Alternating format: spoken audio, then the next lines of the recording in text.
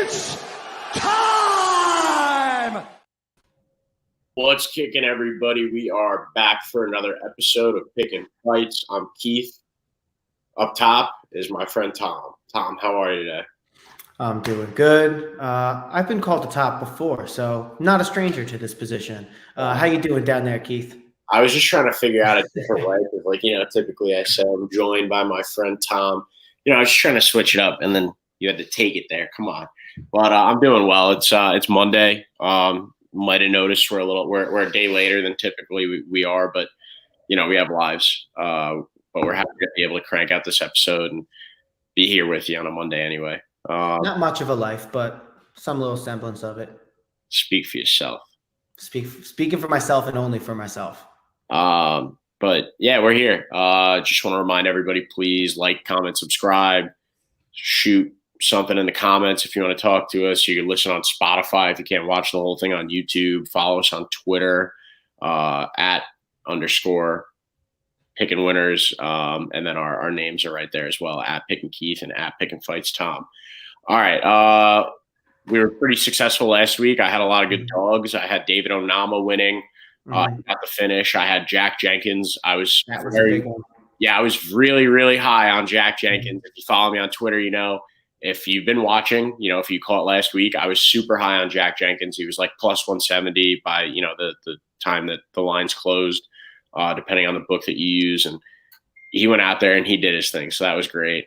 But yeah, overall pretty successful week. How'd you do? How were your picks? I just calculated it up. You can go back on actually underneath this video right now. If you're watching us on YouTube, even if you're on Spotify, you can go down and in the description. It actually shows what our records are for the year.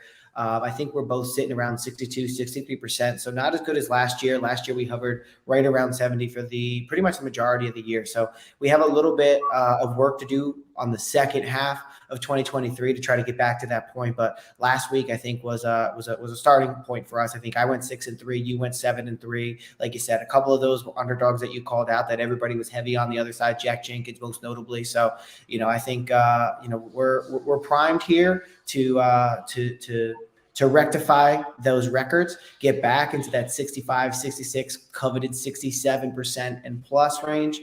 And we got Sean Strickland. We got a Damir Ismagulov. We got a guy that we missed last time, Guram Kutataladidze. I think I'll say his name every time I say it. I think I'll say it a little bit differently. Got some names on here. This is a sneaky good card. The return of Kevin Lee. What do you think? Well, about Kevin Lee or about the card? In general, but hey, the return of Kevin Lee is not something to gloss over. Kevin Lee, I mean, this guy, he's got wins over big names. He's got fights with a lot of big names. He's got wins over guys like Diego Sanchez, guys like Gregor Gillespie. Although the win back in 2018 over Edson Barboza definitely stands tall at this point. Yeah, well, that knockout over Gregor Gillespie, I've been seeing it a lot, over the past couple of weeks. Personally, I'm a huge Gregor Gillespie fan. I like the guy. He hasn't been active over the past 3 years. They had to take him out of the rankings, but he kind of looks like a Walmart version of McGregor.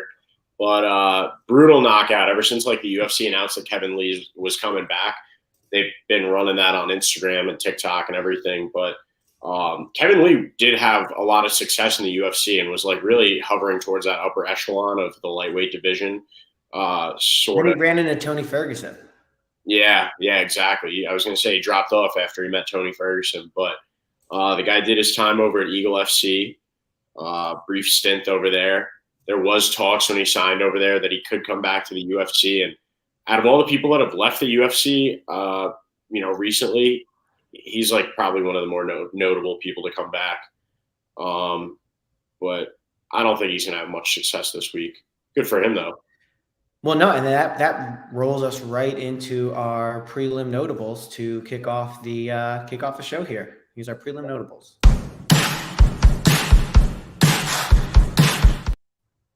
All right, so starting at the bottom, we'll come back to you, Kevin. Guram Kutataladidze versus Elvis Brenner. What do you think? Well, Guram is a minus 400 favorite in this fight. The line kind of speaks for itself. He's had some fights with and some wins over some of these great lightweight guys coming up in the division right now. Great fight with Arman Sarukian for Guram. And he was supposed to fight last week. I'm not sure what happened with that fight. I forget. But here comes Elvis Brenner, and I have a feeling he's going to get his face smashed in. It's Garam all the way. He's very talented, and he's been looking for a fight. So good for him opening up the prelims.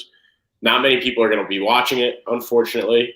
That's just the way it goes. So you want a guy with this level of talent to have a lot more eyes on him. Maybe the card will shuffle around a little bit, but for the time being, the card's going to open with a Guram win. What do you think? Yeah, I'm right there with you. I mean, you look at the 5-on-in, he has 2 losses outside of the UFC. Not something you necessarily want to see. Has a unanimous decision, lost 3.5 years ago. 2-11-7 a guy, but you kind of let that go because he's 25 years old now. So that puts him right around the 22-year-old mark. He's definitely been improving as of late, getting some submission wins, which is something you don't necessarily see a ton of out of the shoot to box gym. In his first UFC fight, it was back and forth. He stopped a couple of takedowns. Actually, I don't even know how many it was. He has a 100% takedown defense, but I'm not seeing any actual takedown attempts by Zubaira Tukhugov. I know I didn't say that right. Anyway, in his first UFC fight, he showed that he is predominantly a stand-up fighter. Guram Kutateladze, he also is a stand-up fighter and very good at that. He's very dynamic, throws a lot of kicks. He's explosive and he's very interesting to watch. He doesn't put a lot of people away on the feet, especially inside of the UFC, but that may be more of a product of the fact of the competition he's facing and guys like Damir Ismagulov, who we'll talk about a little bit later, and Mateusz Gamrot, in which I think he won both of those fights, only getting credit for one of them. Before that, knocking out Felipe Silva and Brave, getting a referee stoppage in this promotion that I cannot pinpoint based off of the logo alone.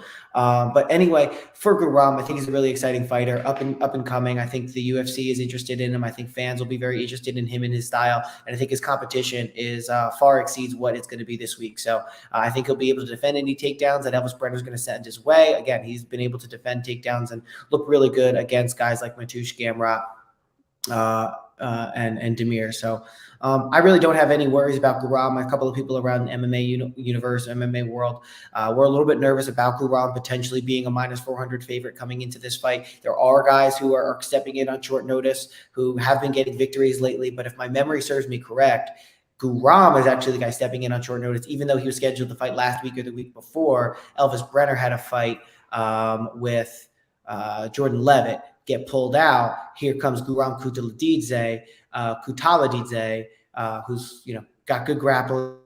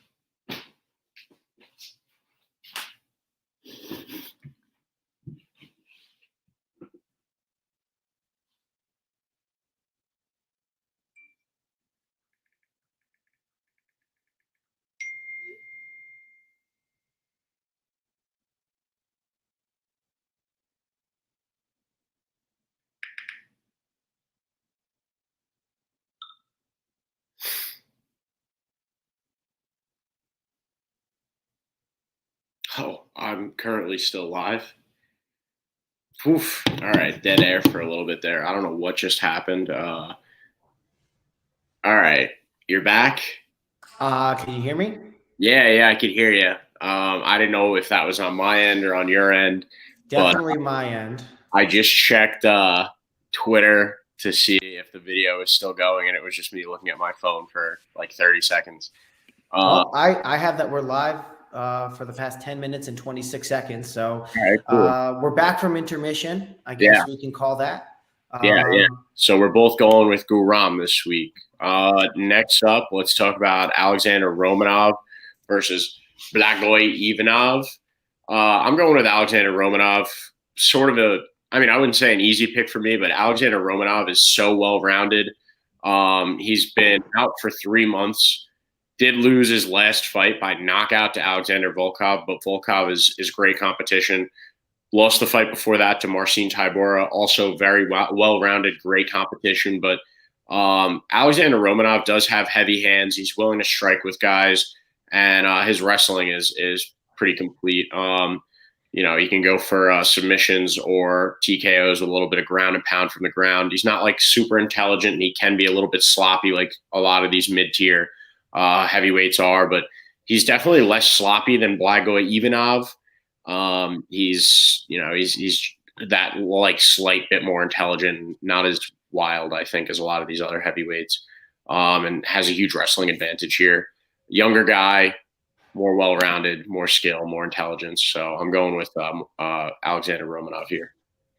Yeah, this is an interesting one because if this fight was happening last year, I'd probably say 100% let's go with Alexander Romanov. But after that awful visual that we got from him in his fight with Alexander Volkov, where he came out and he wanted to add more weight. I think he wanted to put on more weight following the Marcin Tybura fight, where he just kind of got manhandled on the ground in a way that he hadn't been before. He added more weight, but it wasn't really muscle size. It was just like fat size, and he looked terrible. He gassed out. His tank wasn't there. He had no stamina, and he just got finished from punches via back control 3 months ago by Volkov. So he had to take probably a little bit of time off there from damage. And then, who knows what he did in terms of getting his body weight under control. I think this one for me is going to be really dependent upon how Romanov looks coming in. But here's the thing, Blagoy Ivanov, he is pretty well-rounded.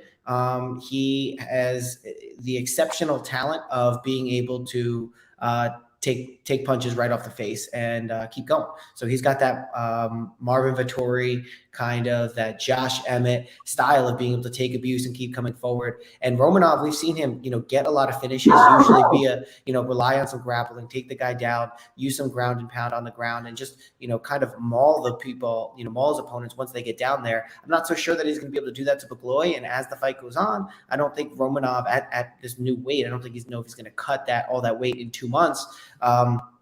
I'm not sure he's going to be able to withstand it. So at plus 100, I kind of want to lay some money on Blagoy Ivanov. It's basically even. So I kind of want to go with Blagoy with the recency bias of the fact that, he's coming off of a fight with Marcin Tybura where he did lose, Blagoy did. But Romanov just looks so poor against Alexander Volkov that I can't bet on him here. So I'm going to actually go with Blagoy.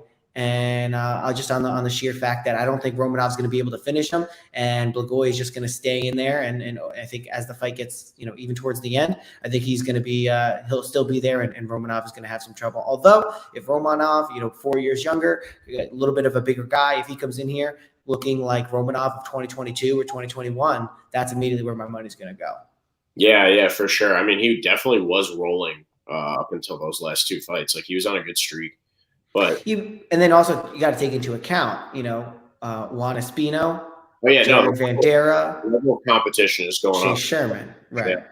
Yeah. Marcin Tybura is like a really good gatekeeper for this division right now. Mm-hmm, for sure. Yeah, I don't know. What do you got next? Next on the prelims, we said we'd come back to you, and here we are. Kevin Lee, Motown Phenom, making his UFC return for the second, potentially even the third time. I know he's kind of had his back and forth squalms with the UFC. I feel like I remember him fighting at 170 more than he actually did when I went back and I looked at it. He was predominantly a 155 fighter.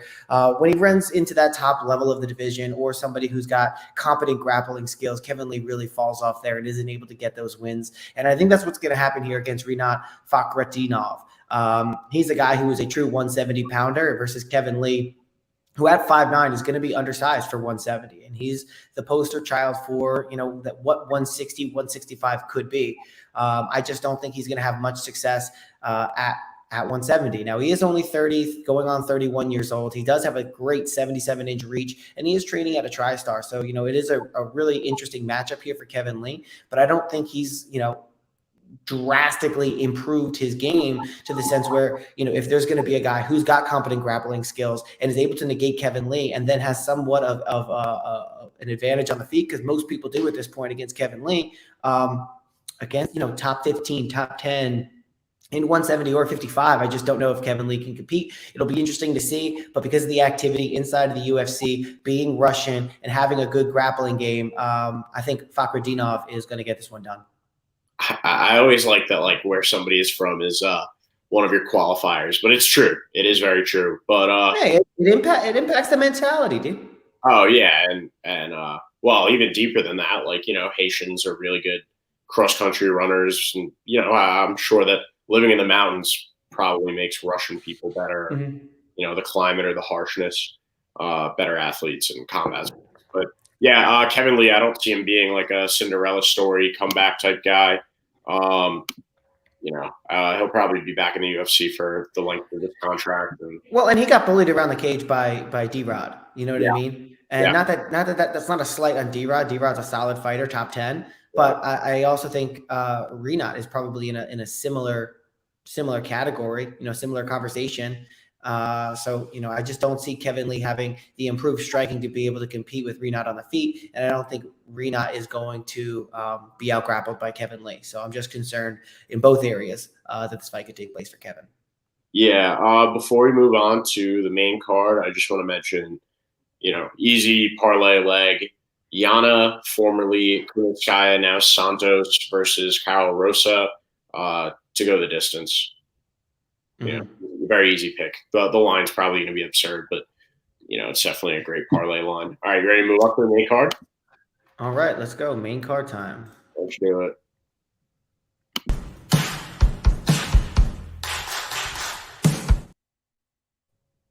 All right, we got Nursultan Ruziboev versus Bruno Ferreira. Why don't you kick us off with this one, Tom?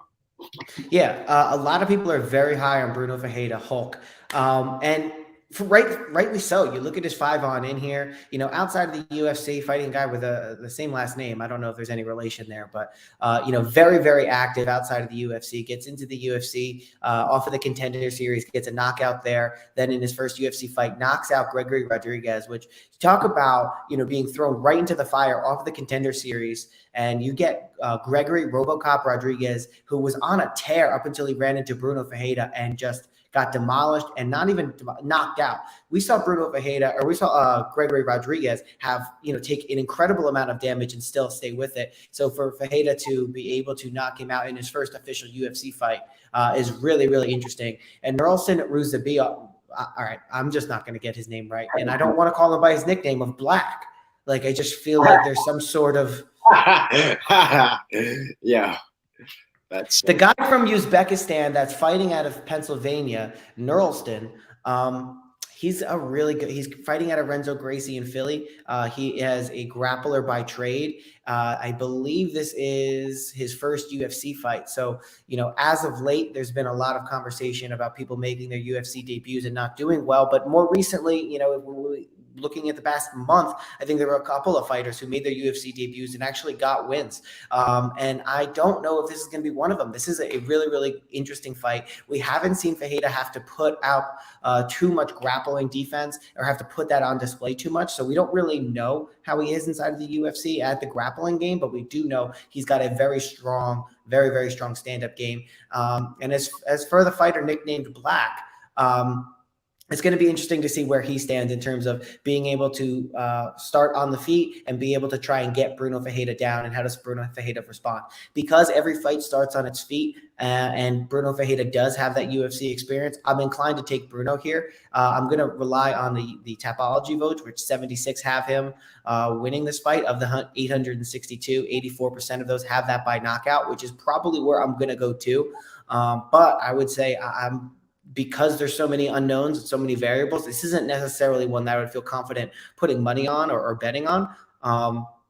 But I think this is going to be a really, really interesting fight. And right off the bat, we're going to see the difference in between these two guys. And one thing that I hadn't mentioned that I do think is really important about this fight is Ruzibov. Not exactly sure what his reach is, but he's coming in here at 6'4" versus Bruno Ferreira, who's 5'10". So he's going to have a 6-inch height advantage. Now, that's not always great because somebody's coming in from under you. This is what Floyd Mayweather does a lot. Someone comes in from under you and they're already underneath your chin, so it's hard to necessarily punch down at them or target them. So that could potentially be an advantage for Bruno Ferreira because he's going to be under there. But depending on the reach for Ruzibiov, again, didn't say that right, but depending on that advantage, he could have length that's going to be able to keep Ferreira at distance, and Bruno's going to have to come in and try to close that distance, which means he's going to have to move forward, which could open him up to be taken down. So really interesting dynamics in this fight. I'm going to slightly lean Bruno Ferreira because we've seen him in the UFC and we've seen him do well in the UFC. Yeah, I'm with you. With that logic was very sound. We've seen him succeed here already, and the knockout over Gregory Rodriguez was huge. That guy's really hard to finish. He's got super powerful hands and a great chin. So Bruno Ferreira, yeah, right off the jump in the UFC, starting with a bang. There's been guys that have come up, in the UFC and fought men that are extremely have a major height advantage on them. Usually smaller guys with the heavier hands, like you said, they get in underneath and close the distance fast. And, just based on Bruno Ferreira's last fight, I think he's going to do the same. I think he's going to close the distance and knock him out with like an uppercut, or a close hook. But, yeah, huge fan of Bruno Ferreira so far. I just want to look at this real quick because, okay. And here's another thing that I find potentially interesting about this fight is it's taking place at 185 pounds. Yeah. It says his most recent weight is 173 pounds. However, if this is his most recent fight in which he won by armbar, he clocked in at a whopping 196 pounds. And then before that, when he won by Cabora, 185 pounds. And then, no weight listed here. So just really interesting. I'm not sure where he weighed in at 173 pounds. But, these fighters that are coming from unknown promotions, especially when they have ties to countries like Uzbekistan, that's maybe known or less known for fighting promotions, having all of the data that they may need and all of the right rulings. Who knows how good or bad this guy is? I don't have to bring up the guy from a couple months ago who I forget his name already, but I think he fought, it was like he was like 23-6, and then 2 or 3 short weeks after it turned out that he was like 17-12 because he had a lot of tapology errors on his record and unverified fights. So if we're thinking of the same guy, it's the big tatted up guy that went under like 4 different names. He went under 4 different names, and I think his UFC picture was him jacked, and then he showed up, and he clearly was not on the sauce anymore. So, just coming from different parts of the world, having those backgrounds, having, varying weights, like 196 for middleweight, coming out of Russia, various different promotions, it just creates a lot more question marks. So when it comes to picking a fight, it becomes a little bit more of a challenge. And, again, we've seen Bruno Ferreira on this level before, so I'm going to lean him. Yeah, I mean, a lot of times the unknowns, like they make me shy away from a fight, but I think this one, I know Bruno Ferreira. I'm very confident in him, and I like him to win it by knockout. Next fight up, we got Benoit Saint-Denis versus Ismail Bonfim. The Bonfim brothers are on fire. Both of them UFC debut in the same night, right? And both by knockout. Crazy KO. Ismail Bonfim beat, I have Tapology open. Let me just get the page. I believe it was Terrence McKinney and yes. Great competition. He's a finisher as well. We've seen Terrence McKinney, he's had a solid chin in the past, has been able to come back from like brawls up against the cage. And, the flying knee knockout was super creative against a super creative guy. Benoit Saint-Denis, originally supposed to fight Vince Pichel. Vince Pichel is a little bit more of a Sean Strickland type fighter, likes to box you out and walk you down and everything. And Ismail Bonfim is all about activity and being in your face and getting you up against the cage and just throwing bombs and, absolute haymakers and Take you wild, down. yeah, take you down, wild, creative things. Like he just likes to apply the pressure. So I'm going with Ismail Bonfim this week. I think he's really going to apply the pressure off rip. He's minus 275, and while that's not great to bet alone, he's a great parlay leg, I believe, this week. What do you think, Tom?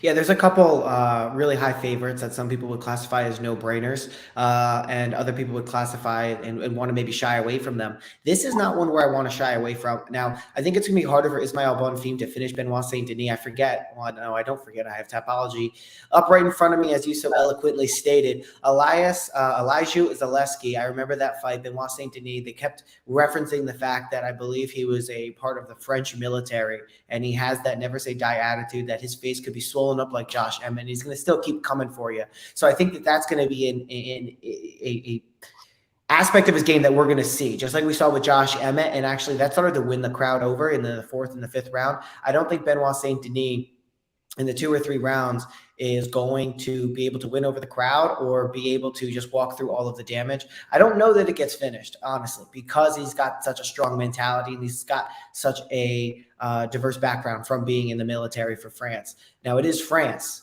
so I think that's important to note too, that not him necessarily, and no offense to anybody who may be French and watching, but the French do have a history for giving up. So, that may have negated everything I just said.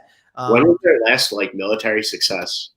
France's military success? Yeah, listen, I'm not into geopolitics, so I couldn't tell you. And I don't think you'd want me to tell you, even if I knew. That being said, Ismail Bonfim, you said a lot already. He's good everywhere. He makes you think about everything. And for a guy that has adopted his mercenary skills from the French military, as good as France may be or not, I think because he is adopting to MMA, whereas Bonfim, at 27 years old, grew up doing MMA with his brother. I'm going to go Bonfim all day, 275. I'll still take that. I don't know if I'll take it by finish, but depending on how good that line looks, it could definitely entice me.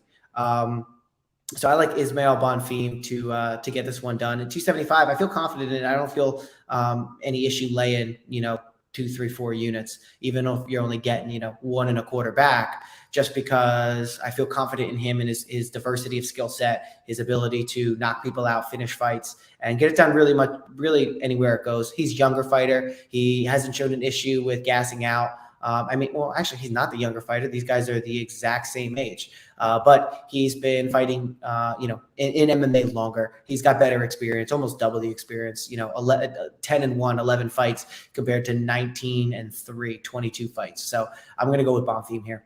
Yeah, I like the pick. I like the pick a lot. And, we'll move on up to the next one. Ariane Lipski versus Melissa Gatto. I'm conflicted. The people of Tapology are leaning towards Melissa Gatto. I'm leaning towards Melissa Gatto as well. So is Vegas. Lost to Tracy Cortez last time around, unanimous decision. That wasn't her fight. But she has a knockout win over Sarge Eubanks and another knockout over Victoria Leonardo in the UFC. And then she also submitted Carol Rosa pre-UFC, who's also on this card. Spoke about her very briefly a few minutes ago. So she has some finishes over some tough girls like Sarge Eubanks, tough. But Ariane Lipski, she's got some finishes over some tough competition as well as some, really sound decision wins. But she has gotten finished too. And so I am kind of thinking Melissa Gatto, being that she's actually got pretty heavy hands for a woman. She's not afraid to engage. I think Ariane Lipski may be a little bit more hesitant.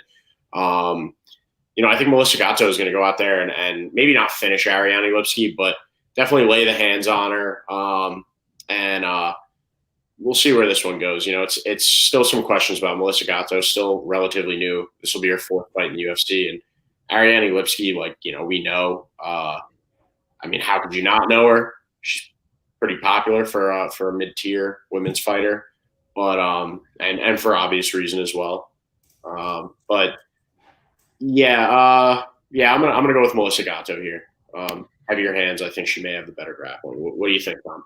Melissa Gatteo also has the more vascularity in her arms. Yeah, So I am kind of gonna be going, not kind of, I'm going with Melissa Gatto here.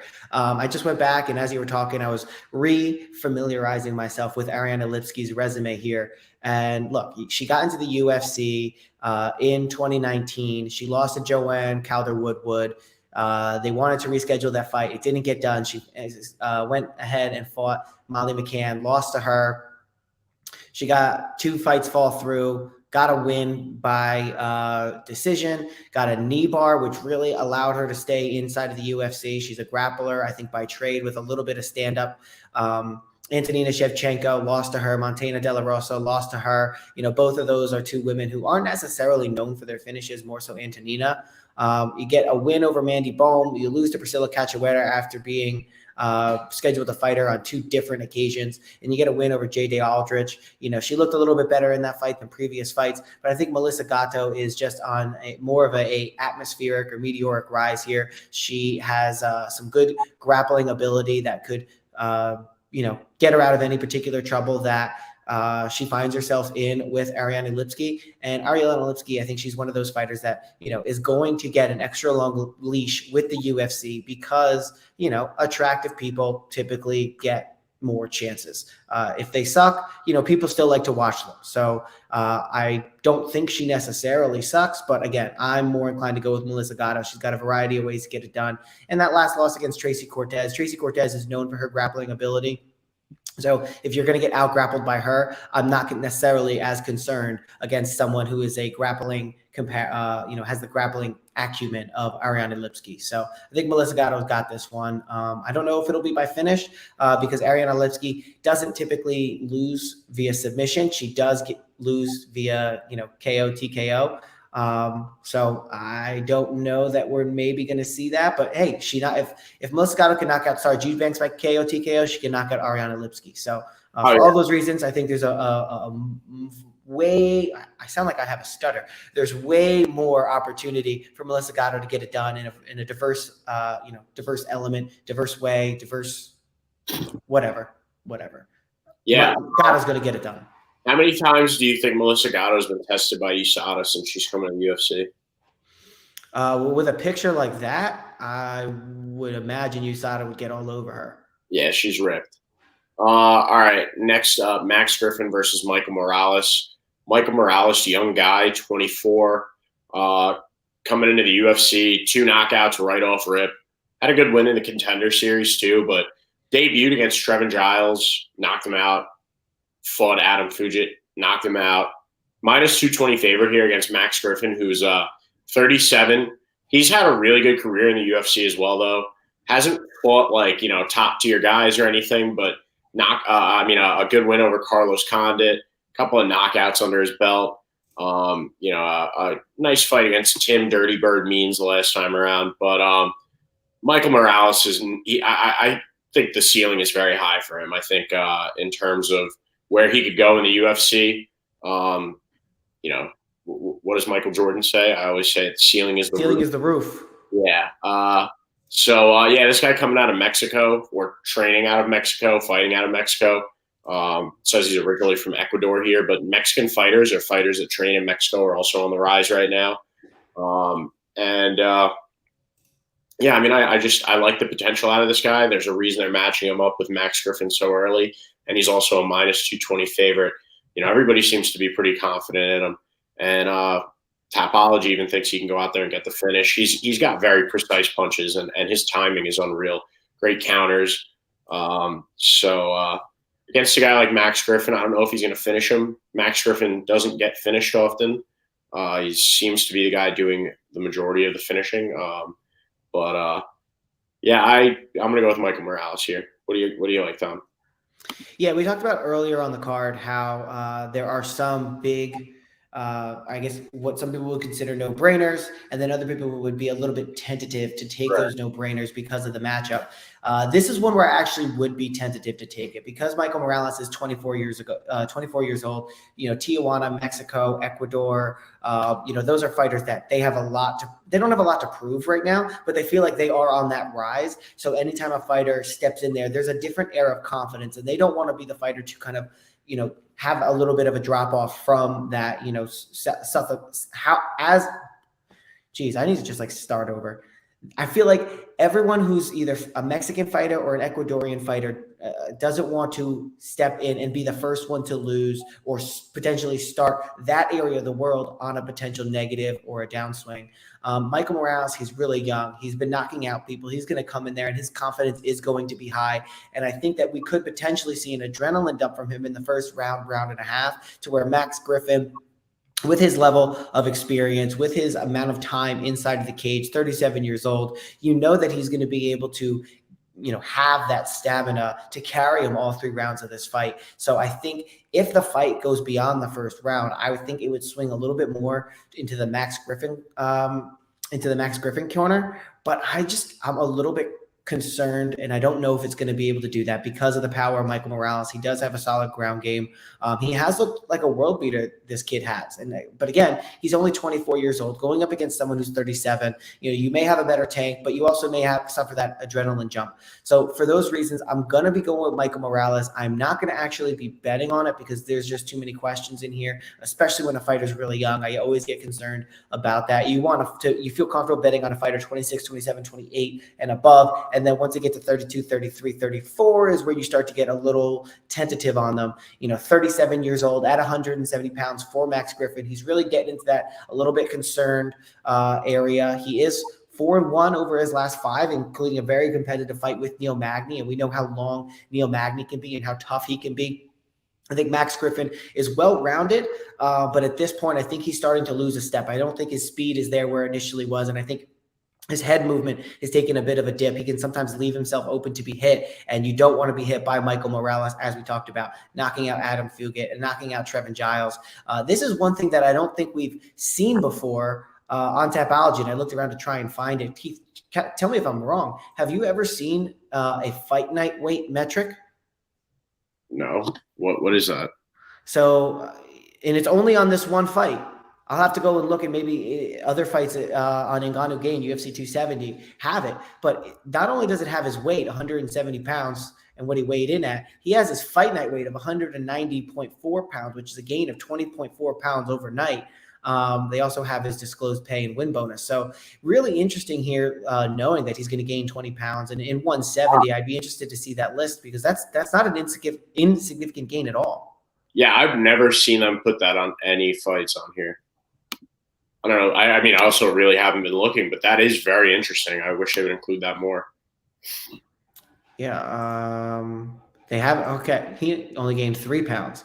So I guess it's everyone on this UFC 270 card. They recorded Where was fight night weights. Was that France? No. Where was that fight? UFC 270. Oh, play. LA. Well, let's see. Let's see what Trevin Giles weighed in at on fight night.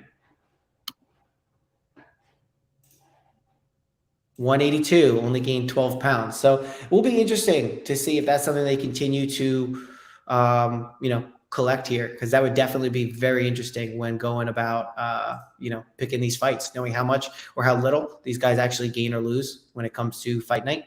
But that's another reason why I'm going to go with Michael Morales, 20 pounds. I don't know how that's going to impact his overall stamina, but it hasn't hurt him thus far. He's given a 3-inch reach advantage, a little, basically the same frame. And Max Griffin, I don't think he's going to be able to gain and lose, even if if he used to gain 20 pounds. I don't know if he's going to be able to at 38 years old, 37 years old. So that's swinging me a little bit more on the Michael Morales side. Yeah. Just 2 points to follow up with what you were saying. Head movement definitely is going down for Max Griffin. And we see it, as guys get older and they talk about it. But Neil Dariush spoke about it after a fight with Charles.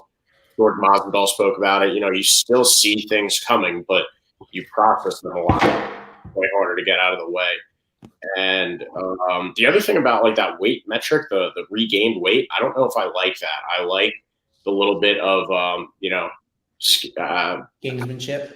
Yeah, yeah, and like the game that people play online, trying to figure out just how much somebody actually weighs. I like that a lot more.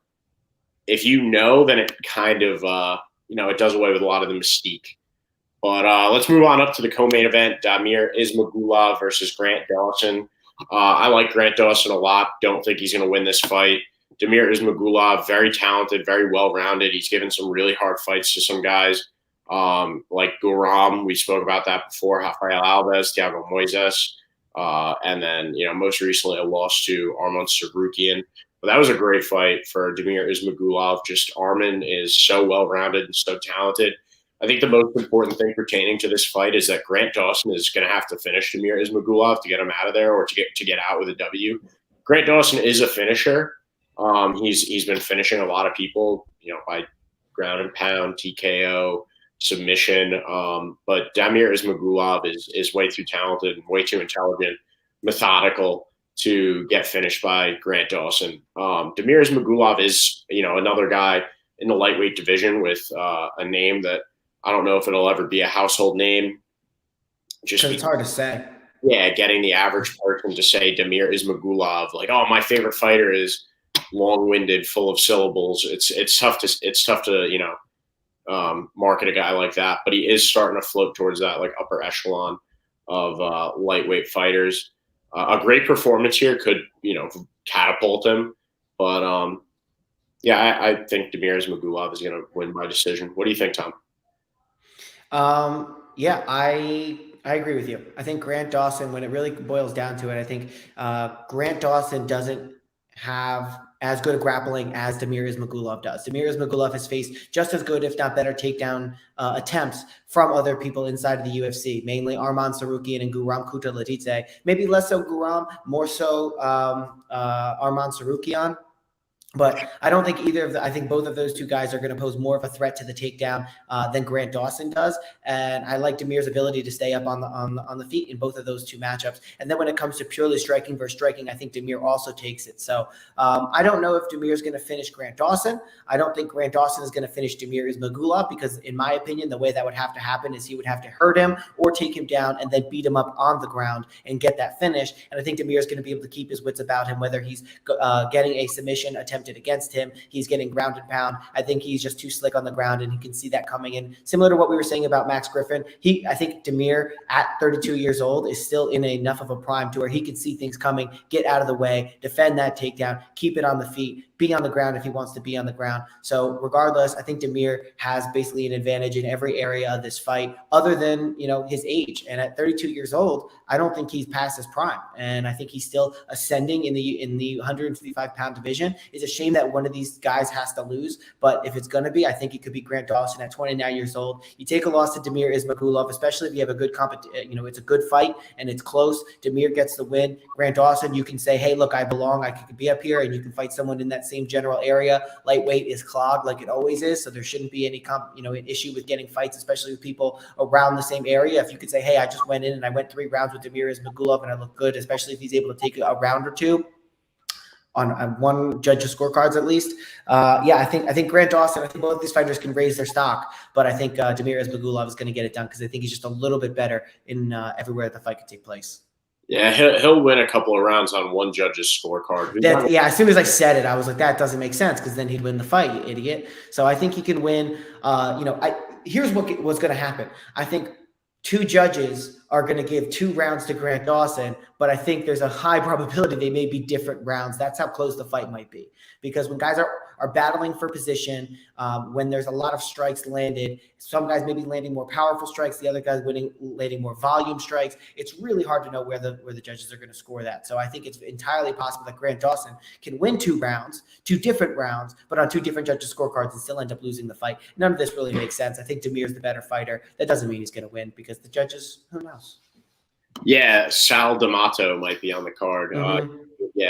He's been given a lot of weird rounds the past. He always wiggles his way in. Yeah, he's a strange judge. He's outright said that he judges based on boxing criteria, so whatever. Next up, Sean Strickland versus Abus Magomedov in the main event. And I'm rolling with Sean Strickland here. mainly just because I do have questions about Abus Magomedov. He fought in KSW, won a lot of submissions as won by submission a lot of times as pre UFC days. UFC debut knocks out Dustin Stoltzfus. Dustin Stoltzfus is that's a fun name to say. I like when his name pops up, but he's solid competition, like a good guy for a guy like Abus Magomedov to make his UFC debut against. But it's strange that he's instantly catapulted to fighting Sean Strickland, who really could fight anybody at this top tier at middleweight. Like, guys want to fight Sean Strickland. He's become a name mainly because he's one of the most entertaining personalities in the whole, MMA game. I mean, just in general, if he was like, if the UFC was better or bigger and better at marketing like mid-tier guys, guys that don't fight on main events all the time, or at least pay-per-views, because Sean Strickland has been on a little bit of a main event tear. Anyways, what I'm getting at is Sean Strickland should be so much more popular than he is, whether it's for the right reasons or the wrong reasons. He should be a name that a lot of people are talking about. I find his style both dull and entertaining at the same time because he likes to walk down, sit back behind his jab a little bit, and just apply pressure. But nothing he's throwing is really to finish the fight. He's just kind of reminding his opponents that he's there in a way. But it is fun because, like, even when he's taking a lot of damage, he's still walking forward, talking shit. Abus Magomedov, I hope that Sean Strickland doesn't underestimate him. He did get finished by Alex Pereira, and it seemed like he underestimated him a little bit, and then got caught with that left hook. Just doing his thing, walking him down, talking shit, and then he lost a split decision to Jared Cannonier, which I actually think Sean Strickland won that fight. Blame my bias, but great win against Nasruddin Imavov the last time around, his last main event. It's hard to judge what's going to happen here. It's about what version of Sean Strickland comes out. If he's a little bit more defensive or if he's a little too cocky and talking too much shit, I think a guy like Abus Magomedov could finish him. But we have seen Sean Strickland training with Alex Pereira. He's got a great group of guys around him. I wouldn't necessarily say like a team. He's been training out of Team Quest, out of Ruka, all these different places. But there's a few consistent characters like, Chris Curtis and with all that, Pereira. Yeah, well, yeah. Now I guess Pereira's a member of the gang too. But with all that being said, Sean Strickland, a lot of UFC experience. Abus Magomedov lacking it a little bit. The name Magomedov scares me a lot. At plus 145, I might actually sprinkle a little bit on Abus Magomedov, but my pick for the show is Sean Strickland. Just going with the guy that I know, and hoping that a more defensive Sean Strickland comes out on Saturday night. What do you think, Tom? Yeah, I don't actually have any worry about Sean Strickland's defense. He took the loss to Alex Pereira, in which case Alex Pereira is a freak of nature, power, and speed. And like you said, I think Sean Strickland underestimated him a little bit. He saw that he was a guy, he's kickboxing champion, but we're in MMA and I'm going to go in there and do the man dance with him. And he just allowed Pereira to give him a stiff left hand, hit him with I think another right on the way down, and just beat him up. And credit to Sean Strickland to be like, all right, that guy knocked my ass out. I'm going to go train with him because he clearly is doing something that I'm not. And I watched a couple of those Alex Pereira videos where Pereira's actually showing him like, hey, when you punch, turn your shoulder here so you're back and you're ready cocked to come back over here and then back to over here. Whereas I think that's a lot of what Sean Strickland's issue is that a lot of times he throws it. He's not overextending to keep back in his base to be able to get out of the way. And he's just more walking forward, throwing like this. And maybe that's why he's not having a lot of finishes, because he's such a volume guy, and he's worried about getting back in there and just tagging you again and being in your face, not letting you think, not letting you establish your game plan. So I think he's still going to bring that, but I think he's going to have a little bit more power, maybe a little bit turning of the hips and the shoulders, not a ton, because at the end of the day, these guys, when they go and they train with somebody else, it's not like they're picking up, a ton, of a different strategy or change to their game plan, because what got him there is what got you there. So I think you're going to see Sean Strickland. He's going to get in Abu's face. I think he's going to be able to, land more punches. I don't know if they're going to be the more damaging punches, which could lose him the first and the second round. But as the fight goes long, or as the fight goes on, I think this is Abus Magomedov's first. I'm pretty sure it's his first 5-round fight in the UFC. I don't know if it's first 5-round fight ever, but Sean Strickland, he's been fighting 5 rounds a number of times now. He's a main event fighter. This is not new to him, and he's always had really good cardio. And he talks about how his goal is to go in there and to break you. And I think by midway through the second, certainly by the third, and definitely by the fourth, I think we're going to see Sean Strickland going out there and just getting in Abus Magomedov's face, landing more and more and more. So he's really only got to pick up one round between round 1, 2, and 3. So for those reasons, I think Sean Strickland's going to get to round 4 and round 5. Now, Abus Magomedov obviously knows that, so maybe he keeps something in the tank a little bit to try and bring it out in the 4th and 5th round. But how's that going to work when you've had Sean Strickland in your face for 15, 20 minutes before that, who's just been jabbing you up using your right hand? And maybe, with Pereira, with Glover, I've seen him do a little bit of grappling. If that does come into play here, I don't think you're going to see Sean Strickland, have be overmatched in terms of the ground game and getting submitted here. So I'm going to go with Sean Strickland. I think he's got all the tools to get it done. To a certain degree, it's going to depend on what Sean Strickland shows up, but I think he's a guy who likes to show up. He likes to fight. He's been, obviously fighting outside of camp, and he is a firm believer that the way you get better at fighting is by fighting. And he's clearly been fighting. He's been fighting with the best. Watching him watch Pereira throw, you could tell that Strickland's like, okay, like I want to learn that. And he looks like he's, going out and doing it. And the last thing I'll say about Strickland, the benefit of being an asshole and people throwing you out of their gyms, if that is what actually happened, is you get a diversity or a variety. I tried to combine those two words. You get a diverse, amount of people to train with, a bunch of different looks, a variety of different styles, so you can kind of bring them in, and adapt them to your own. Kind of like, the Bruce Lee, who was the first one to really combine different martial arts, right? So I think Sean Strickland is, that's exactly what I'm saying. I'm saying Sean Strickland is the reincarnation of Bruce Lee. Yeah, no, you're 100% right. He definitely is. That's a very valid point. And yeah, I did fail to mention his cardio. His cardio is stupid. So maybe if he learns how to throw a better punch from Alex Pereira, then that combined with the cardio, like if there's a little bit more power behind his punches, he could be a really, like a major threat in this division. That's a very, very valid point. Which gym was he thrown out of, or allegedly thrown out of? At Glover's. Oh, I don't know if he was actually thrown out of a gym, but I know that, like was at Ruka a lot. Then he's over at where, Chris Curtis and all those guys bang at. Now he's over training with Glover. Like I just seen him at a lot of different gyms. I'm sure that's not it. Him being thrown out was more, me making a joke. I don't know if that's actually happened, but okay.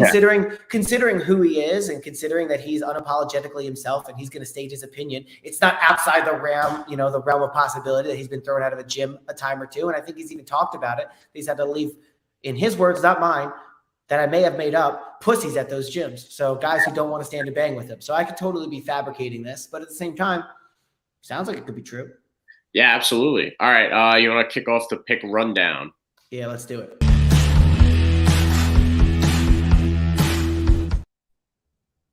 All right. I'm going with, for the prelims, I'm going with Guram Kutateladze over Elvis Brenner. We'll find out how to say that on Saturday. I am going to go with Alexander Romanov over Blago Ivanov, but not super confident in the pick. I do like it though. Yana Santos and Kyle Rosa to go the distance. Easy. I like it a lot. Going with Bruno Ferreira over Nursultan Ruzibov. Again, going to learn how to say that on Saturday. Sound it out. Yeah, I'm going with Ismail Bonfim over Benoit Saint-Denis. I'm going with Melissa Gatto over Ariane Lipski. Going with Michael Morales over Max Griffin. Damir Ismagulov over Grant Dawson, and Sean Strickland over Abus Magomedov. One thing I do want to mention, typically I try to say like what way I think, the fight's going to end by. I think we're going to see a lot of decisions this week, especially like, we had so many finishes on Saturday's card. It would only be right if this was boring, long, and drawn out. So with that being said, what are your picks, Tom? And I think the UFC might be expecting that to a certain degree too, because you look at, listen, there's 6 prelim fights and 6 main card fights. I don't know for a fact that that's, what the UFC takes into account when they're building cards. You look at the Tapology page, canceled and fizzled bouts. There's 5 of them as of right now, and nobody's weighed in yet, so that could potentially even grow. But I wonder if how much the UFC takes into account that fights may, or not go to decision, how long they're going to be, what they expect them to be. With that being said, Guram Guram Kutaladidze, as I like to say it. I don't know that that's right. I think he gets the win. I think he's better in basically all areas than Elvis Brenner. I'm going to go with Blagoy Ivanov to get the win, but as my prelim lock or my prelim notable, I think that fight goes to decision. I don't think Romanov's going to be able to finish Blagoy. I don't think Blagoy is going to be able to finish Romanov. It's really just not his style as much. I'm going to go with Yana Santos and Karol Hossa to go the distance. I'm going to go with Rinat Fakhretdinov over Kevin Lee. I'm going to go with Bruno Fajeda over Nurulston Ruzibov, but not exactly sure on that one because we really want to see what Nurulston can do. But I think Bruno Fajeda has a really good shot at being, the truth. Ismail Bonfim going to take out Benoit Saint-Denis. I think Melissa Gatto is going to get the win over Ariane Lipsky, Michael Morales over Max Griffin. But as the fight goes longer, I would want to go for Max Griffin. So if you could do like a finish over Morales finish, Griffin decision, that's probably a pretty good bet there. Demiris Magulov, I think, is going to get it done over Grant Dawson. I think he's better in all areas. And Sean Strickland, I think, is going to win a 5-round decision over Abus Magomedov. If he happens to finish the fight, it will be all Alex Pejeda's fault or Alex Pejeda's credit. So good on Alex Pejeda. We'll see. But Sean Strickland's fighting. Watch his podcast with Chris Curtis. He says outrageous shit all the time. Yeah, that's what he's known for. I am looking forward to this card. A couple of fights in particular. I don't think it's going to be a barn burner of a night, but it should be fun. So just want to say thanks again one more time for joining us this Monday evening, afternoon, whatever time zone you're in, Mountain West. Please like, comment, and subscribe. Leave a comment, especially like when we're live. If you're in here, we love chatting with you. We had a friend last week who I guess he didn't show up again this week, but whatever. We didn't give much notice. So yeah, true. Hopefully he joins us again. He was fun. Yeah, check us out on Spotify. You could listen on Spotify. Your commute to work, whatever, you're driving to your friend's fight watch party, maybe not for this card, but for a pay-per-view, you could listen on the way over to make your bets and seem educated. If we do, I don't even know if I do. But yeah, leave a comment. Check us out on metaborder.com. There's a lot of good stuff coming down the pipeline over there. It's still Strong Dad June for a couple more days. So keep doing your thing, dads. Tom, thanks for being here. Appreciate it. Talk to you soon. All right. Take it easy, everybody, and enjoy the fights. Uh-oh.